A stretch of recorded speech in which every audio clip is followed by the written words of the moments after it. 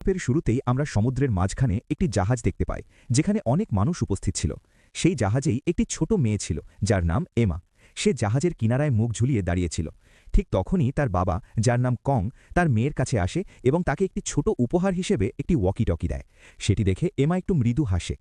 এরপর সেখানে উপস্থিত সবাই সমুদ্রের মাছগুলো দেখতে শুরু করে, যেগুলো খুব দ্রুত সেখান থেকে পালিয়ে যাচ্ছিল। সব মাছগুলো যেন কোনো ভয়ঙ্কর ক্রিচারকে দেখে আতঙ্কে পালাচ্ছিল। ঠিক সেই সময় সেই ক্রিচারটি জাহাজের দিকে ভয়ানক গতিতে এগিয়ে আসছিল। হঠাৎ করেই জাহাজে লাল সতর্ক সংকেত বাজতে শুরু করে। এটি দেখে জাহাজের ক্যাপ্টেন ভয় কাঁপতে শুরু করে। সবাই তখনও একে অপরের সাথে কথা বলছিল, আর ঠিক সেই মুহূর্তেই বিশাল সেই দানবটি জাহাজে ধাক্কা মারে। ধাক্কা এতটাই জোরে ছিল যে জাহাজটি একদিকে উল্টে যায় আর সবাই পানিতে ডুবে যেতে শুরু করে। এরপর দৃশ্যটি কেটে যায়। আমরা সমুদ্রের তীরে কংকে দেখতে পাই। সে সেখানে অচেতন অবস্থায় পড়েছিল। ঠিক তখনই একটি লোক এসে তাকে তুলে দেয়। কং যখন জ্ঞান ফিরে পায় তখন সে দেখে চারপাশে সবাই অচেতন হয়ে পড়ে আছে, কিন্তু তার মেয়েকে কোথাও খুঁজে পায় না। এটা দেখে কং আতঙ্কিত হয়ে পড়ে এবং জোরে জোরে চিৎকার করে তার মেয়েকে ডাকতে থাকে, কিন্তু কোনো উত্তর আসে না। এরপর সে বুঝতে পারে সে এই জায়গায় একা নয়, দূরের আরেকটি তীরেও অনেক মানুষ রয়েছে। এটা দেখে সেখানে থাকা লোকজন তাকে ডাকতে থাকে, কিন্তু ঠিক তখনই কং তার মেয়েকে দেখতে পায়। মেয়েকে দেখে সে দ্রুত তার দিকে এগিয়ে যায়।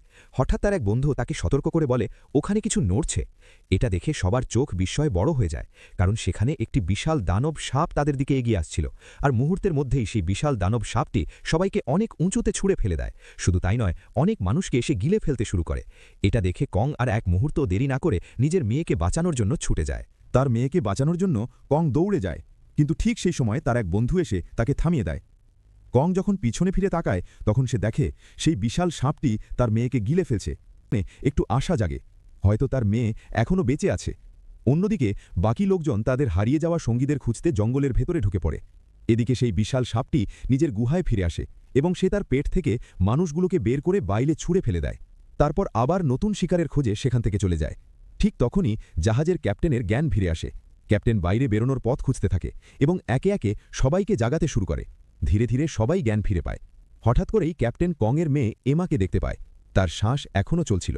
কিছুক্ষণের মধ্যেই এমারও জ্ঞান ফিরে আসে, কিন্তু তাদের দুর্ভাগ্য, সেখানে সেই বিশাল সাপের অনেক বড় বড় ডিম রাখা ছিল। ক্যাপ্টেন ডিমগুলো দেখে এগিয়ে গিয়ে ছুঁতে যাচ্ছিল, ঠিক তখনই এমা তাকে থামিয়ে দেয়। সে বলে এই ডিমগুলো যে কোনো সময় ফেটে যেতে পারে, আর এর ভেতর থেকে সাপের বাচ্চা বের হতে পারে। এটা শুনে সবাই ভয়ে আতঙ্কিত হয়ে পড়ে। ঠিক তখনই এক বুড়ো লোক একটি পাথর তুলে একটি ডিম ভেঙে ফেলে। সে ভাবছিল আগে থেকেই ডিম ভেঙে দিলে সাপগুলো ভেতরেই মারা যাবে, কিন্তু ডিম ভাঙার সঙ্গে সঙ্গেই ভেতর থেকে একটি সাপের বাচ্চা বের হতে শুরু করে। এটা দেখে সবার চোখ বিস্ময়ে বড় হয়ে যায়, কারণ এখন তাদের জীবন সত্যিই বিপদের মুখে। সবাই দ্রুত একটি বড় পাথরের আড়ালে লুকিয়ে পড়ে, আর সেই সাপের বাচ্চাটিও ডিম থেকে বের হয়ে তাদের দিকে এগিয়ে আসতে থাকে। সে তাদের ওপর হামলা করতে যাচ্ছিল, ঠিক তখনই তার চোখে পড়ে একটি মেয়ে যে মাটিতে পড়ে সাহায্য চাইছিল। সাপটির দিক পরিবর্তন করে তার দিকে যায় এবং মুহূর্তের মধ্যেই তাকে গিলে ফেলে। অন্যদিকে বাকিরা এখনও জঙ্গলের মধ্যে আটকে ছিল। তারা এখনও সেই বিশাল সাপটিকে খুঁজে পায়নি, আর না তাদের হারিয়ে যাওয়া সঙ্গীদের। তাই সবাই কিছুক্ষণ বিশ্রাম নেওয়ার জন্য বসে পড়ে। এই সময় একজন একটি গাছ কাটতে শুরু করে, আর গাছের ভেতর থেকে কালো রঙের এক ধরনের তরল বের হতে থাকে। ঠিক তখনই আরেকজন দেশলাই জ্বালায়, আর জ্বলন্ত কাঠিটা গিয়ে সেই কালো তরলের ওপর পড়ে। হঠাৎ করেই সেখানে আগুন ধরে যায়। এটা দেখে একজন দ্রুত ফায়ার স্টিঙ্গার দিয়ে আগুনটা নিভিয়ে ফেলে। আগুন নিভে গেলেও ধোঁয়ার কারণে কংয়ের মাথা ঘুরতে শুরু করে। তার চোখ ঝাপসা হয়ে আসে, আর সে ভীষণ মাথা ঘোরা অনুভব করে। এই দেখে তার সঙ্গীরা তাকে নিয়ে হাসাহাসি করতে থাকে। ঠিক তখনই হঠাৎ করে কং আবার সেই বিশাল সাপটিকে দেখতে পায়, আর মুহূর্তের মধ্যে তার সামনে তার মেয়ে এসে দাঁড়ায়। সে কংকে বলে, বাবা, তুমি আমাকে ওই সাপটার কাছ থেকে কেন বাঁচাওনি? এটা শুনে কং স্তব্ধ হয়ে যায়। আর ঠিক তখনই সেই বিশাল সাপটি এসে কংকে ধরে ফেলে এবং তাকে গিলে খেতে শুরু করে। ঠিক তখনই কংকে সেই সাপটি গিলে খেতে যাচ্ছিল, এমন সময় ইরদেনি তার ওপর পানি ছিটিয়ে দেয়। এর ফলে কং হুঁশে ফিরে আসে এবং বুঝতে পারে সবকিছুই ছিল তার ভ্রম।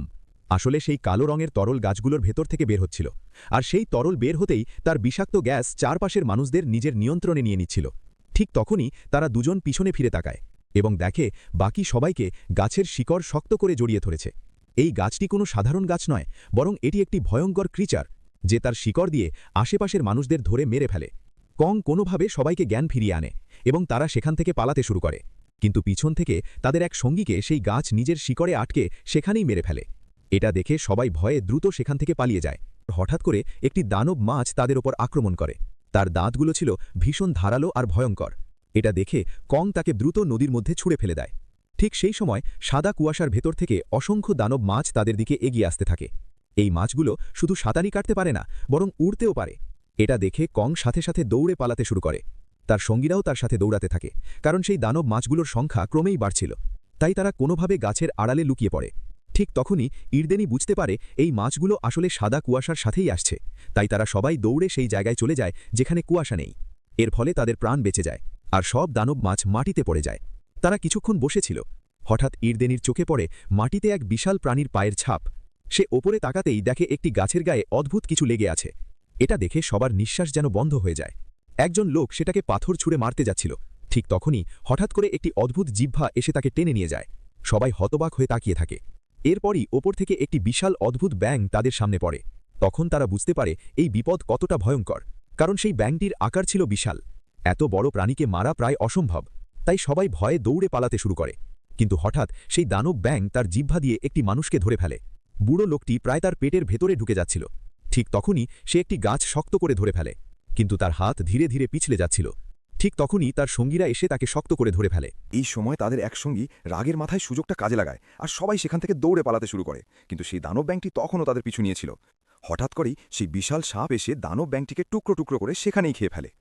কিন্তু দুর্ভাগ্যবশত সেই বিশাল সাপটির নজর এবার তাদের দিকেও পড়ে যায়, এবং সে তাদের ওপর আক্রমণ করতে শুরু করে।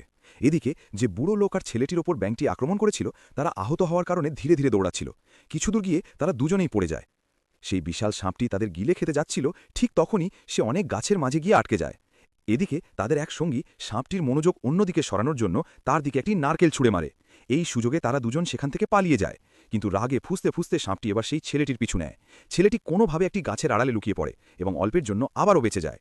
অন্যদিকে বাকি চারজন সঙ্গীও গাছের আড়ালে লুকিয়েছিল, তবে সাপটি তাদের পিছু করতে করতে ঠিক তাদের কাছেই পৌঁছে যায়। হঠাৎ করেই সে তাদের একজনকে দেখতে পায়।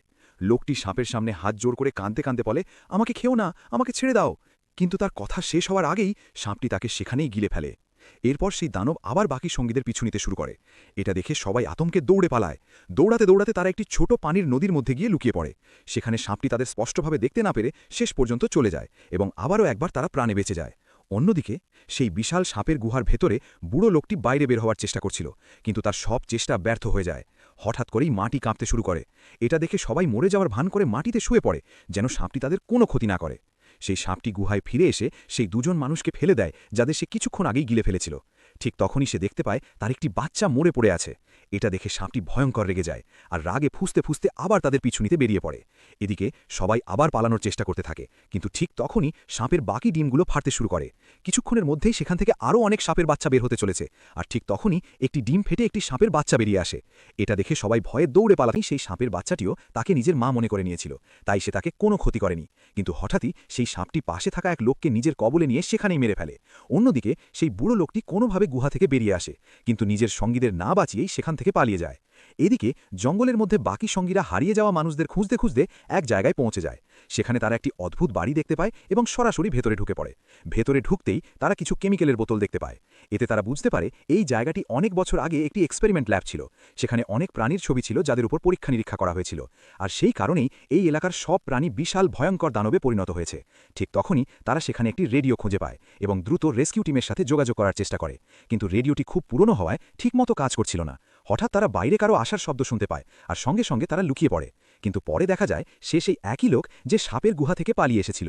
কং তাকে জিজ্ঞেস করে, আমার মেয়ে কোথায়? এর উত্তরে বুড়ো লোকটি বলে, সবাই মারা গেছে, সেই বিশাল সাপ সবাইকে খেয়ে ফেলেছে। এটা শুনে কং ভিতর থেকে সম্পূর্ণ ভেঙে পড়ে। সে তার মেয়েকে খুঁজতে বেরিয়ে পড়তে চায়, কিন্তু তার সঙ্গী ইরদেনি তাকে থামিয়ে দেয়। পরের দিন সকালে